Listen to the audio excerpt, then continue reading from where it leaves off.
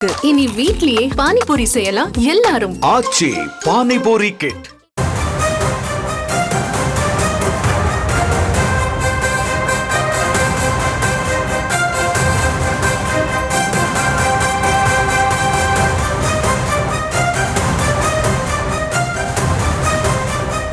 அண்மை செய்திகளை பார்த்து வருகிறோம். மகாராஷ்டிராவில் ஹிந்தி மொழி கட்டாயமாக்கப்பட்டிருக்கிறது. 1 முதல் 5ஆம் வகுப்பு வரை அனைத்து மாணவர்களுக்கும் 3வது மொழியாக ஹிந்தி மொழி கட்டாயமாக்கப்பட்டிருக்கிறது.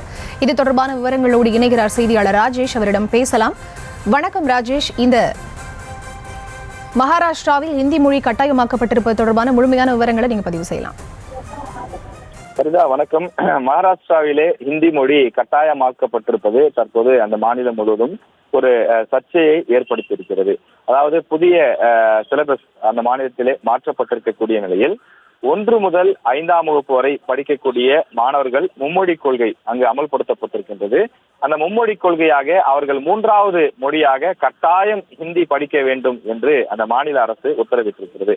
அது தொடர்பான அறிவிப்பு வெளியிடப்பட்டு இன்று அந்த மாநில பத்திரிகைகள் மட்டும் இல்லாமல் தேசிய அளவில் வெளியாகக்கூடிய அனைத்து தொலைக்காட்சி மற்றும் பத்திரிகைகளிலும் அது தொடர்பான தகவல்கள் விரிவாக வெளியாகி இருக்கிறது. 3 மொழிகள், அதாவது மகாராஷ்டிராவினுடைய தாய்மொழியாக இருக்கக்கூடிய மராத்தி, 2வது மொழியாக ஆங்கிலம், 3வது மொழியாக மேண்டேட்டரி கட்டாயம் ஹிந்தி படிக்க வேண்டும். 3 மொழி, அதுதான் மும்மொழி கொள்கை என்று அந்த மாநில அரசு உத்தரவிட்டிருக்கிறது. அதற்கான காரணம் 2020 தேசிய கல்விக் கொள்கையின்படி 3 மொழிகளை கற்க வேண்டியது அவசியம். எனவே 3வது மொழியாக நீங்கள் இந்தியை படிங்கள் என்று அம்மாநில அரசு உத்தரவிட்டிருக்கிறது. ஏற்கனவே தமிழகம் உள்ளிட்ட சில மாநிலங்கள் தொடர்ந்து எதிர்ப்பு தெரிவிக்க காரணம் இதுதான். மத்திய அரசு சொல்கிறது மும்மொழி கொள்கையாக நீங்கள் 3வது மொழியாக ஏதாவது ஒரு இந்திய மொழியை படிக்கலாம்.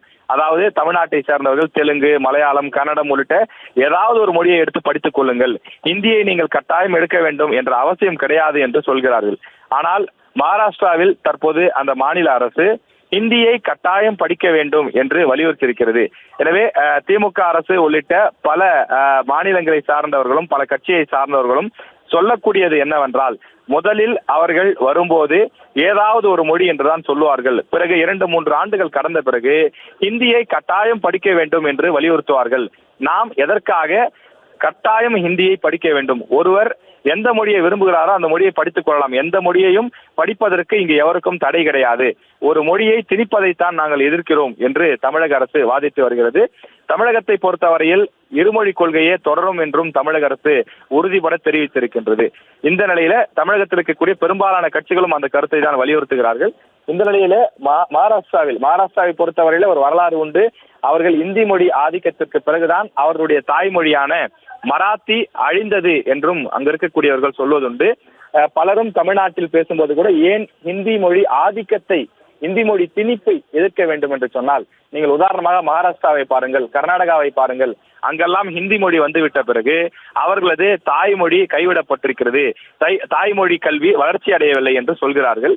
எனவே அது போன்ற ஒரு விஷயமாக இது 3வது மொழியாக விருப்பப்பட்ட மொழியை படிக்கலாம் என்பதை தாண்டி கட்டாயம் ஹிந்தியை படிக்க வேண்டும் என அம்மாநில அரசு உத்தரவிட்டிருப்பது நாடு முழுவதும் ஒரு கவனத்தை ஈர்த்திருக்கிறது. அங்க இருக்கக்கூடிய மராத்தி ஆர்வலர்கள் மத்தியில் அதற்கு கடும் எதிர்ப்பும் எழுந்திருக்கிறது. விவரங்களுக்கு நன்றி ராஜேஷ். இனி வீட்லயே பானிபூரி செய்யலாம் எல்லாரும். ஆச்சி பானிபூரி கிட்.